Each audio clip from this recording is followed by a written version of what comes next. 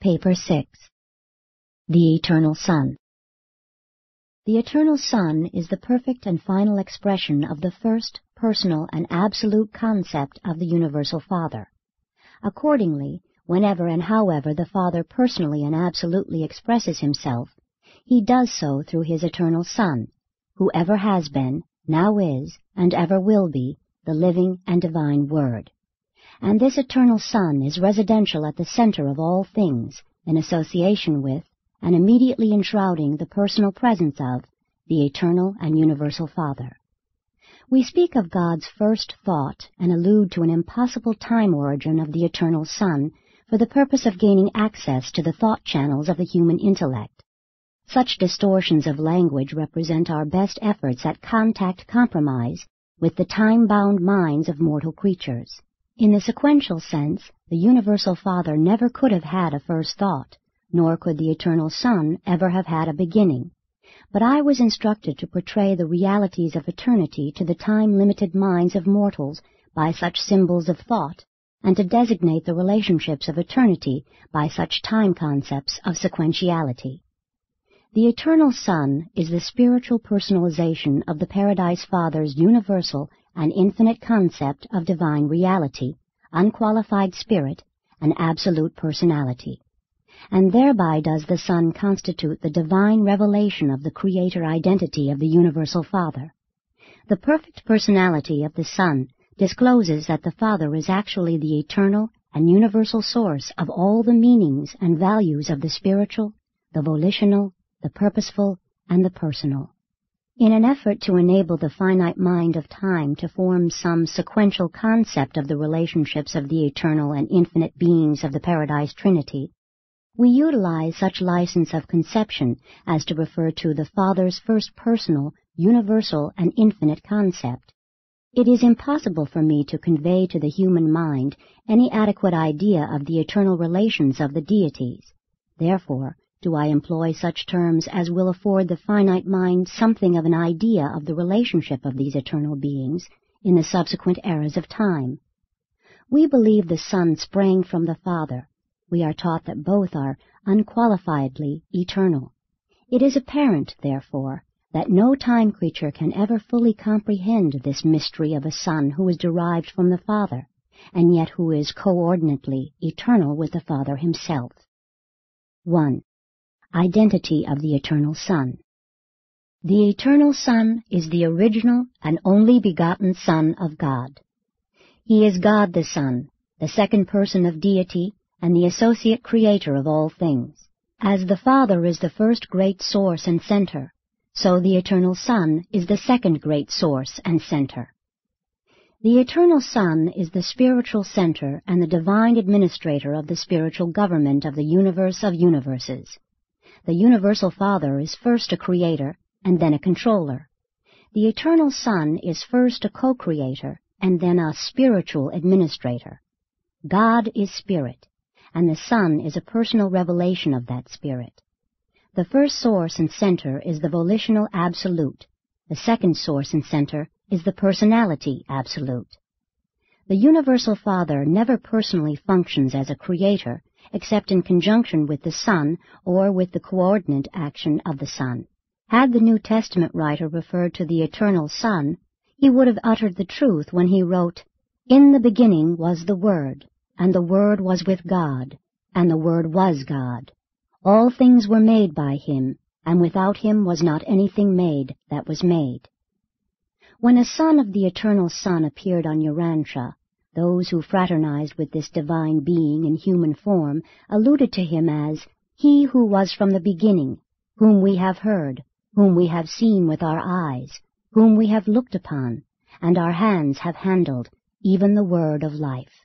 And this bestowal Son came forth from the Father just as truly as did the original Son, as is suggested in one of his earthly prayers. "And now, O my Father, glorify me with your own self, with the glory which I had with you before this world was." The Eternal Son is known by different names in various universes. In the central universe he is known as the coordinate source, the co-creator, and the associate absolute. On Uversa, the headquarters of the super-universe, we designate the Son as the coordinate spirit center and as the eternal spirit administrator. On Salvington, the headquarters of your local universe, this Son is of record as the second eternal source and center. The Melchizedeks speak of him as the Son of Sons. On your world, but not in your system of inhabited spheres, this original Son has been confused with the coordinate creator Son, Michael of Nebadon, who bestowed himself upon the mortal races of Urantia.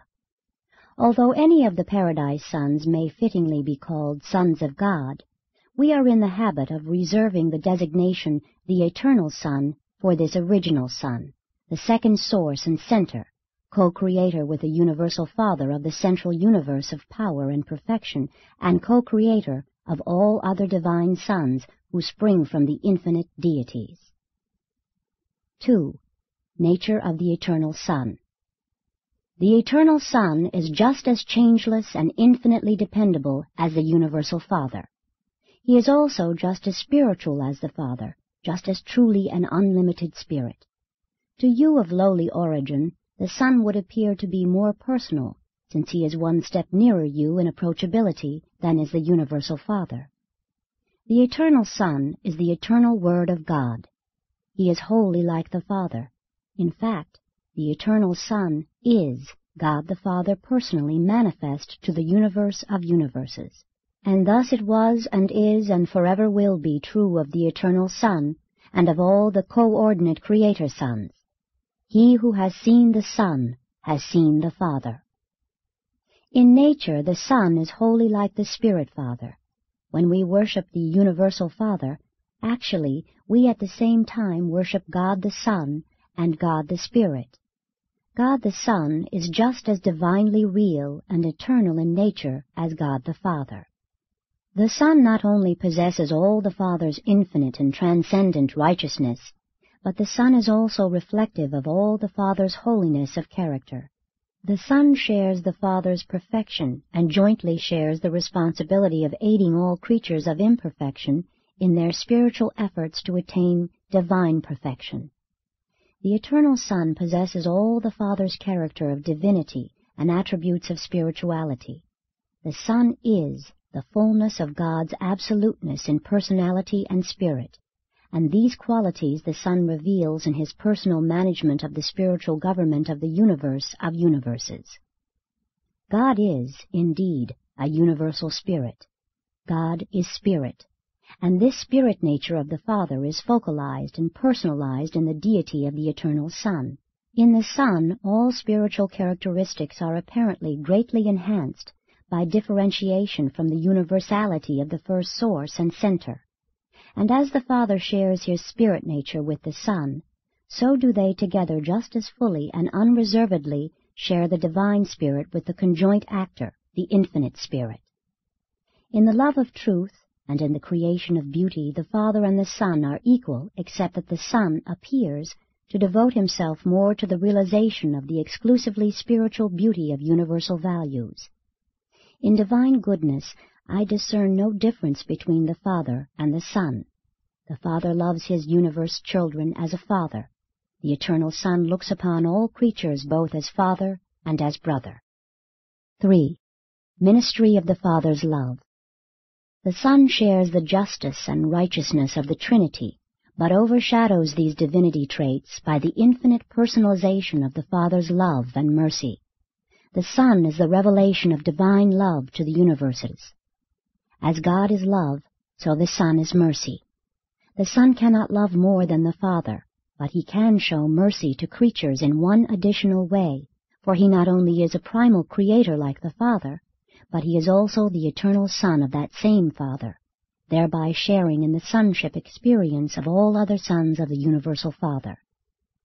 The Eternal Son is the great mercy minister to all creation. Mercy is the essence of the Son's spiritual character. The mandates of the Eternal Son, as they go forth over the spirit circuits of the second source and center, are keyed in tones of mercy. To comprehend the love of the Eternal Son, you must first perceive its divine source, the Father, who is love, and then behold the unfolding of this infinite affection in the far-flung ministry of the infinite Spirit and his almost limitless host of ministering personalities. The ministry of the Eternal Son is devoted to the revelation of the God of love to the universe of universes. This divine Son is not engaged in the ignoble task of trying to persuade his gracious Father to love his lowly creatures and to show mercy to the wrongdoers of time. How wrong to envisage the Eternal Son as appealing to the Universal Father to show mercy to his lowly creatures on the material worlds of space. Such concepts of God are crude and grotesque. Rather should you realize that all the merciful ministrations of the sons of God are a direct revelation of the Father's heart of universal love and infinite compassion. The Father's love is the real and eternal source of the Son's mercy. God is love, the Son is mercy. Mercy is applied love, the Father's love in action in the person of his eternal Son. The love of this universal Son is likewise universal.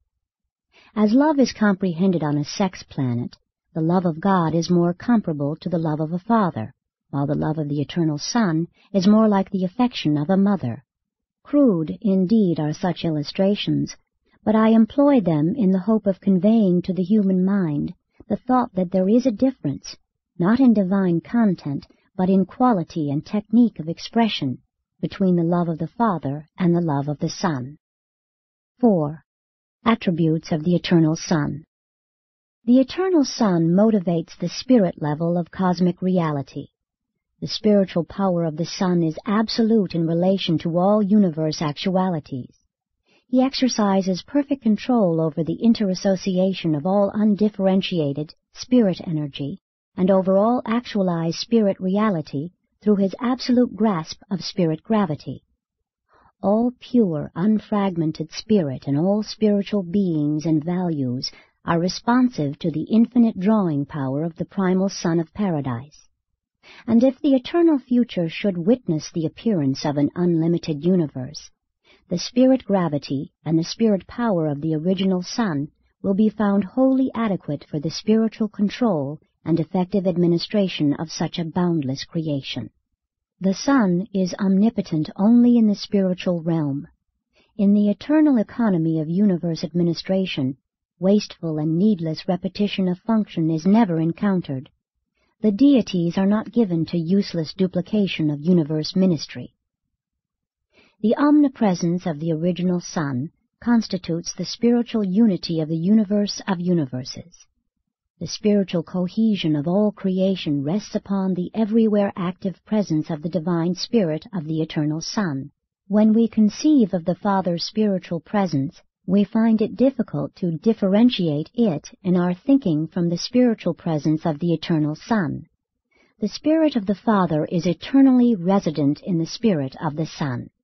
The Father must be spiritually omnipresent, but such omnipresence appears to be inseparable from the everywhere spirit activities of the Eternal Son. We do, however, believe that in all situations of Father-Son presence of a dual spiritual nature, the Spirit of the Son is coordinate with the Spirit of the Father. In his contact with personality, the Father acts in the personality circuit. In his personal and detectable contact with spiritual creation, he appears in the fragments of the totality of his deity, and these Father fragments have a solitary, unique, and exclusive function wherever and whenever they appear in the universes. In all such situations the Spirit of the Son is coordinate with the spiritual function of the fragmented presence of the Universal Father. Spiritually, the Eternal Son is omnipresent. The Spirit of the Eternal Son is most certainly with you and around you, but not within you and a part of you like the mystery monitor.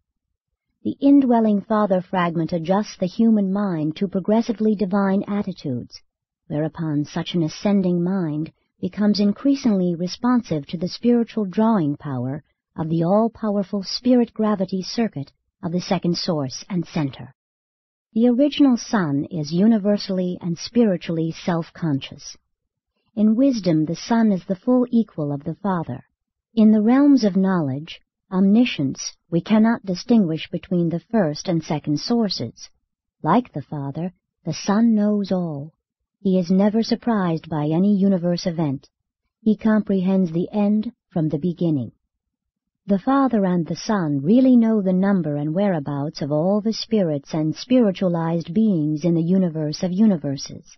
Not only does the Son know all things by virtue of his own omnipresent spirit, but the Son, equally with the Father and the conjoint actor, is fully cognizant of the vast reflectivity intelligence of the Supreme Being, which intelligence is at all times aware of all things that transpire on all the worlds of the 7 superuniverses. And there are other ways in which the Paradise Son is omniscient. The Eternal Son, as a loving, merciful, and ministering spiritual personality, is wholly and infinitely equal with the Universal Father, while in all those merciful and affectionate personal contacts with the ascendant beings of the lower realms, the Eternal Son is just as kind and considerate, just as patient and long-suffering, as are his Paradise Sons in the local universes who so frequently bestow themselves upon the evolutionary worlds of time. It is needless further to expatiate on the attributes of the Eternal Son. With the exceptions noted, it is only necessary to study the spiritual attributes of God the Father to understand and correctly evaluate the attributes of God the Son. 5. Limitations of the Eternal Son. The Eternal Son does not personally function in the physical domains, nor does he function, except through the conjoint actor, in the levels of mind ministry to creature beings. But these qualifications do not in any manner otherwise limit the Eternal Son in the full and free exercise of all the divine attributes of spiritual omniscience, omnipresence, and omnipotence. The Eternal Son does not personally pervade the potentials of spirit inherent in the infinity of the Deity Absolute, but as these potentials become actual, they come within the all-powerful grasp of the spirit-gravity circuit of the Son. Personality is the exclusive gift of the Universal Father. The Eternal Son derives personality from the Father, but he does not, without the Father, bestow personality. The Son gives origin to a vast spirit host, but such derivations are not personalities. When the Son creates personality, he does so in conjunction with the Father or with the conjoint Creator, who may act for the Father in such relationships. The Eternal Son is thus a co-creator of personalities, but he bestows personality upon no being, and of himself alone never creates personal beings. This limitation of action does not, however, deprive the Son of the ability to create any or all types of other than personal reality. The Eternal Son is limited in transmittal of creator prerogatives. The Father, in eternalizing the original Son, bestowed upon him the power and privilege of subsequently joining with the Father in the divine act of producing additional sons possessing creative attributes, and this they have done and now do. But when these coordinate sons have been produced, the prerogatives of creatorship are apparently not further transmissible. The Eternal Son transmits creatorship powers only to the first or direct personalization. Therefore, when the Father and the Son unite to personalize a Creator Son, they achieve their purpose. But the Creator Son thus brought into existence is never able to transmit or delegate the prerogatives of creatorship to the various orders of sons which he may subsequently create, notwithstanding that, in the highest local universe sons, there does appear a very limited reflection of the creative attributes of a Creator Son. The Eternal Son, as an infinite and exclusively personal being, cannot fragmentize his nature, cannot distribute and bestow individualized portions of his selfhood upon other entities or persons, as do the Universal Father and the Infinite Spirit.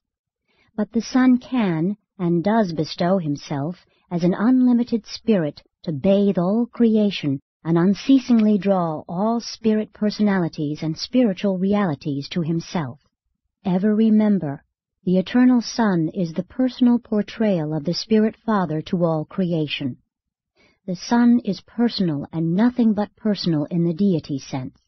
Such a divine and absolute personality cannot be disintegrated or fragmentized. God the Father and God the Spirit are truly personal, but they are also everything else in addition to being such deity personalities. Though the Eternal Son cannot personally participate in the bestowal of the thought adjusters, he did sit in council with the Universal Father in the eternal past, approving the plan and pledging endless cooperation when the Father, in projecting the bestowal of the thought adjusters, proposed to the Son, "Let us make mortal man in our own image." And as the spirit fragment of the Father dwells within you, so does the spirit presence of the Son envelop you, while these two forever work as one for your spiritual advancement. 6. The Spirit Mind. The Eternal Son is spirit and has mind, but not a mind or a spirit which mortal mind can comprehend. Mortal man perceives mind on the finite, cosmic, material, and personal levels.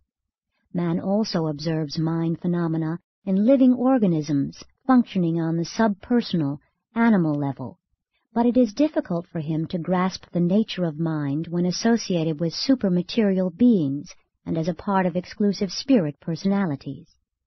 Mind must, however, be differently defined when it refers to the spirit level of existence, and when it is used to denote spirit functions of intelligence. That kind of mind which is directly allied with spirit is comparable neither to that mind which coordinates spirit and matter, nor to that mind which is allied only with matter. Spirit is ever conscious, minded, and possessed of varied phases of identity. Without mind in some phase, there would be no spiritual consciousness in the fraternity of spirit beings. The equivalent of mind, the ability to know and be known, is indigenous to deity. Deity may be personal, pre-personal, superpersonal, or impersonal, but deity is never mindless, that is, never without the ability at least to communicate with similar entities, beings, or personalities. The mind of the Eternal Son is like that of the Father, but unlike any other mind in the universe, and with the mind of the Father it is ancestor to the diverse and far-flung minds of the conjoint Creator. The mind of the Father and the Son, that intellect which is ancestral to the absolute mind of the third source and center, is perhaps best illustrated in the pre-mind of a thought adjuster, for, though these father fragments are entirely outside of the mind circuits of the conjoint actor, they have some form of pre-mind. They know as they are known. They enjoy the equivalent of human thinking. The Eternal Son is wholly spiritual. Man is very nearly entirely material.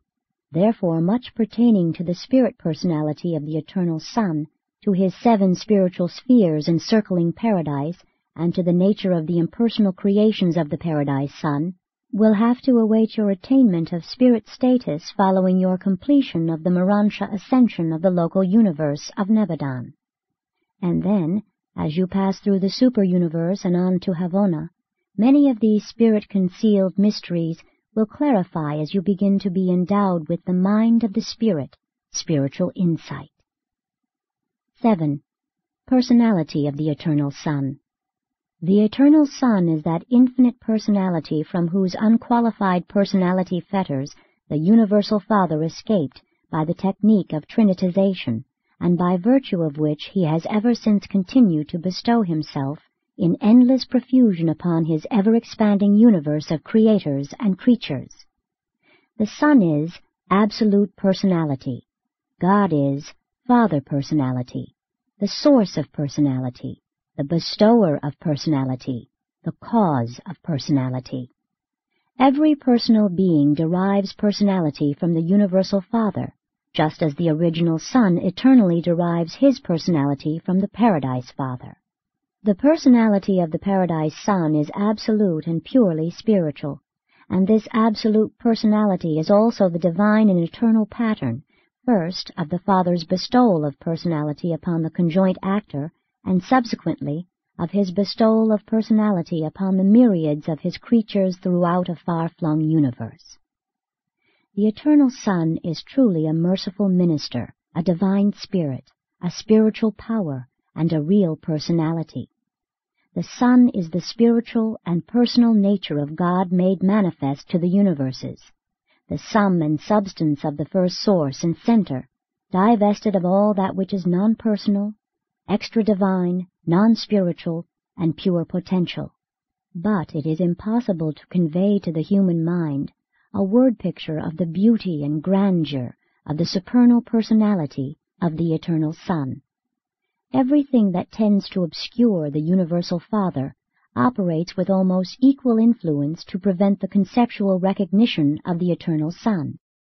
You must await your attainment of paradise, and then you will understand why I was unable to portray the character of this absolute personality to the understanding of the finite mind.